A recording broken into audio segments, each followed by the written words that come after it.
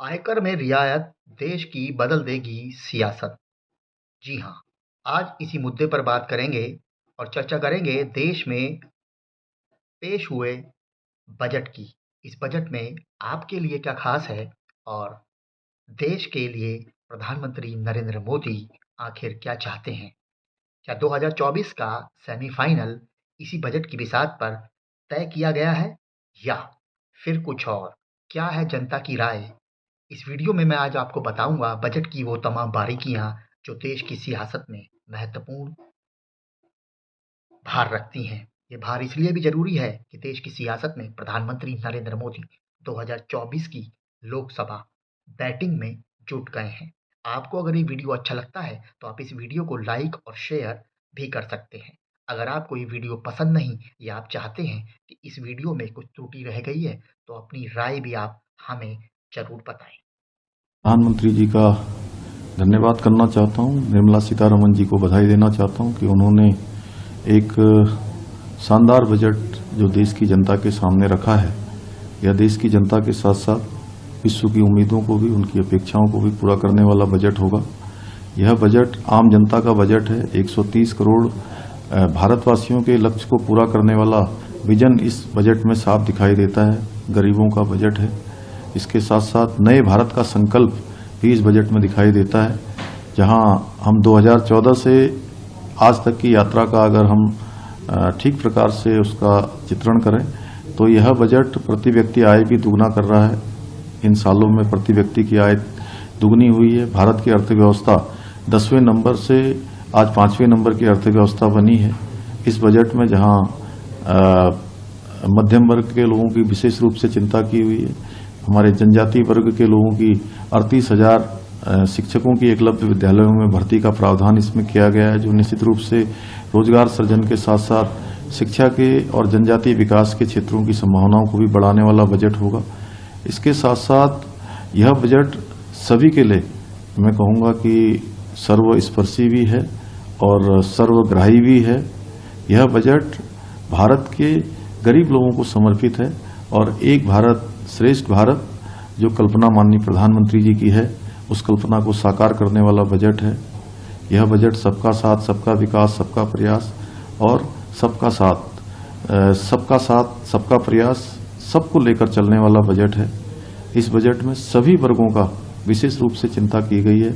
आधारभूत संरचना, आगे के जो डेवलपमेंट के कार्य हैं, इंफ्रास्ट्रक्चर है, हेलीपोर्टों का विकास है, नए एयरपोर्ट बनाने हैं, उन सभी पर रखा गया है। और राज्यों के लिए भी इस बजट में विशेष रूप से प्रावधान किया गया है।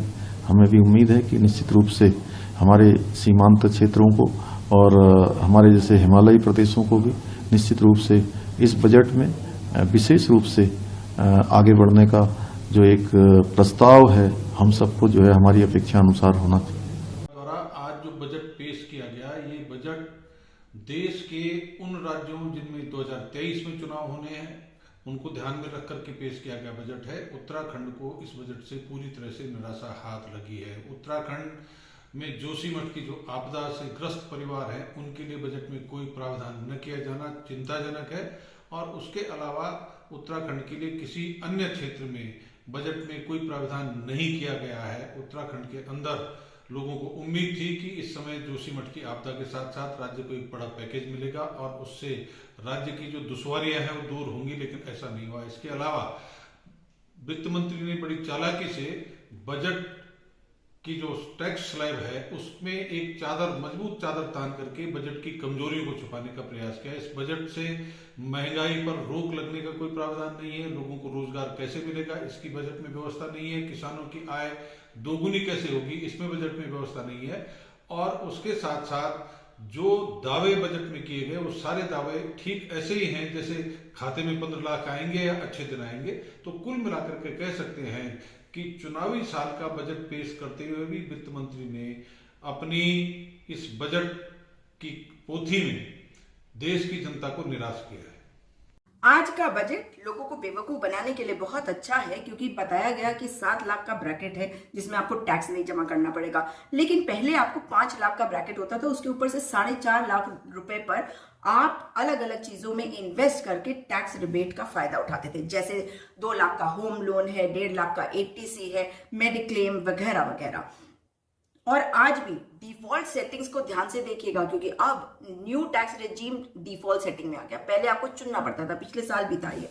और अगर आप 4.5 लाख की छूट पाते थे पहले, तो आपको भरना पड़ता था टैक्स 22,500, और अब आपको भरना पड़ेगा करीबन 60,000 रुपए। तो पिछले 15 सालों में जो कुछ हमने देखा है वो यही देखा है कि इन 8-9 साल के पहले क्या हुआ और उसके बाद। तो 2004 से 2014 में प्रति व्यक्ति आय की बढ़ोतरी हुई थी 13.1%, और 2014 से 2023 में बढ़ोतरी हुई है मात्र 9.1%।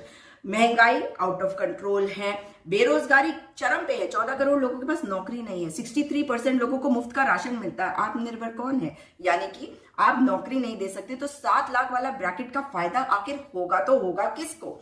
शिक्षा पे, किसानों के लिए, स्वास्थ्य पर कुछ नहीं कहा गया। और मनरेगा में, जिसमें करीबन 89,400 करोड़ का बजट था, उसको आज 60,000 करोड़ कर दिया गया। 1/3 की उसमें गिरावट आ गई है। गरीबों से इन्हें कोई लेना देना नहीं, क्योंकि ये जो पूरा का पूरा बजट है ना, सबसे ऊंचे वाले ब्रैकेट में भी रिबेट दी गई है। यानी कि अडानी और अंबानी जो अब तक टैक्स दे रहे थे, अब उन्हें कम टैक्स देना पड़ेगा। तो ये बजट केवल अमीरों के लिए है। हम तो, हमारे दो की सरकार ने उन्हें फायदा देने के लिए ये बजट बनाया है। एयरपोर्ट्स बनाने के लिए तो ठीक है, लेकिन एयरपोर्ट्स को किसको दिया जाएगा? सरकार बनाएगी और अडानी चलाएंगे। वाह भाई सरकार। अगर सरकार की बात करें तो ये कह सकते हैं हम कि हीरा सस्ता और आटा महंगा।